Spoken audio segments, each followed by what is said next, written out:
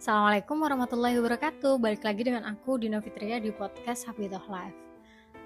Kalian ngerasa gak sih kalau sebenarnya bukan hanya dari usaha diri kita sendiri yang bisa nentuin bahwa hafalan kita akan bagus. Dalam banyak hal, sebenarnya faktor eksternal sangat mempengaruhi kualitas hafalan kita. Contohnya, bagaimana kamu berguru, bagaimana kamu disimak oleh orang lain. Kadang aku tuh nemuin seorang hafid yang disimak sama orang lain, tapi orang lainnya tuh gak sabar. Kayak dia salah, tapi langsung diliatin ayatnya sebelah mana. Bahkan toksiknya kadang dikasih tahu secara full ayat yang salah tersebut. Jadi dia tidak diizinkan untuk berpikir secara mandiri. Bahkan kalau ada yang lebih ekstrem lagi, lihat nih Qurannya. Kalau kamu gak niat nyimak, mending gak usah aja, biar dia baca sendiri, biar dia menemukan bacaannya sendiri daripada disimak tapi rasanya jauh lebih tertekan kan.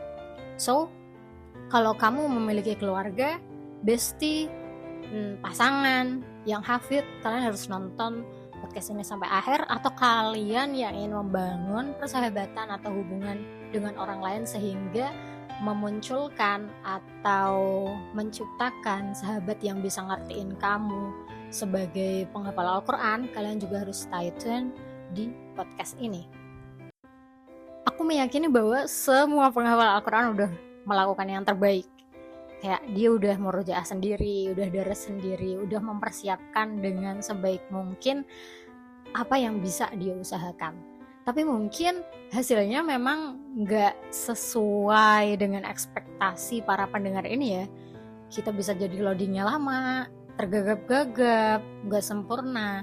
Dan harapannya kita akan bertemu dengan orang-orang yang bisa nerima segala kekurangan kita.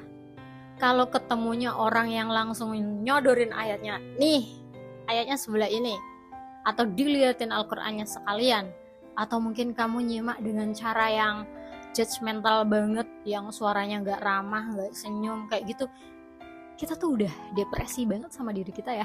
Ditambahin dengan ketoksikanmu ya, bikin energi kita semakin hilang. Nah, untuk mencapai persahabatan di another level yang sampai bisa saling memahami tentang Al-Qur'annya masing-masing, itu gak bisa dengan usaha sekedarnya. Kalian harus menciptakan waktu untuk bisa memahami kebutuhan sahabat kalian, bisa memberikan tempat bersandar yang nyaman untuk teman kalian bisa mengandalkan kalian, ataupun bisa jadi saling memberikan hadiah, surprise, sehingga bisa menimbulkan rasa sayang yang jauh lebih besar di antara kalian. Gak bisa kalau kamu tuh cuma mau menerima kebaikannya dia, sedangkan kamu gak berusaha untuk baik juga ke dia. Nanti lama-lama dia bakal pergi untuk nyari temen yang bisa ngertiin dia. Please jangan dry text, jangan gak ramah, jangan pelit senyum, apalagi pelit jajan. Duh, males banget. Coba kalian ngaca lagi, introspeksi diri. Coba kalau kamu orang lain, kamu tuh mau gak sih temenan sama diri kamu? Males gak ketemu sama orang yang semisterius itu, yang gak ramah itu, yang gak nyenengin temennya itu? Kayaknya males kan? So, be nice, please. Gak usah nunggu orang lain baik dulu kemudian kamu baik. Jadilah baik meskipun seluruh dunia itu aneh ke kamu. Ya kamu baik karena emang kamu baik, gak bergantung dengan balasan ataupun ekspektasi orang lain. Just be yourself. Tapi kalau aku baik tuh kadang orang tuh nanggepinnya aneh, kayak aku lagi sok baik lah, lagi caper lah atau apa. Kadang pun kalau aku baik tuh gak direspon ataupun gak dikasih feedback yang baik juga. Oh my goodness, kenapa kamu sekecewa itu terhadap pandangan orang lain? Ya karena kamu berharap kalau kamu baik, orang lain juga baik ke kamu. Dan itu bakal bikin kamu capek banget. Gak usah mengandalkan atau menggantungkan harapan kepada manusia. Itu tuh seni menyakiti diri sendiri. Coba deh kamu belajar untuk melakukan sesuatu semuanya karena Allah Subhanahu wa Ta'ala. So, kalau kamu baik, destinasi akhirnya adalah Allah. Kalau kamu baik, meskipun orang lain itu nggak baik, kamu langsung baliknya lagi ke Allah lagi, Allah lagi, Allah lagi. Ekspektasinya cuma kasih sayang Allah, sehingga kamu tuh nggak ngaruh orang mau jahat, mau toksik, mau aneh, ya udah peduli amat, aku pedulinya sama Allah aja. Oke, jadi kebaikan dalam dunia penghafal Al-Quran ini yaitu dengan cara nyimak teman kita yang hafid.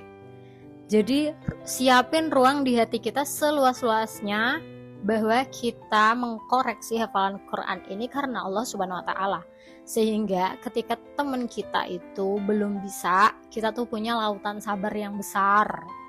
Jangan sampai dia itu gak bisa, belum bisa, langsung kasih ayatnya. Jangan seperti itu. Kasih isyarat bahwa ayat itu salah. Kalau misal dia nggak ada ide, ya udah dikasih clue sama maknanya. Masih nggak ada ide lagi, ya udah kasih tahu, karena udah terlalu lama, nanti dia tambah depresi kalau nggak dikasih tahu sama sekali. Tetap ramah, tetap baik, tetap senyum, sehingga dia tuh punya motivasi untuk terus melanjutkan simaannya dengan kamu. Dan segala kebaikan ini biar Allah yang ganjar, kamu nggak usah kayak berharap nanti kamu harus nyimak aku atau gimana, nggak perlu.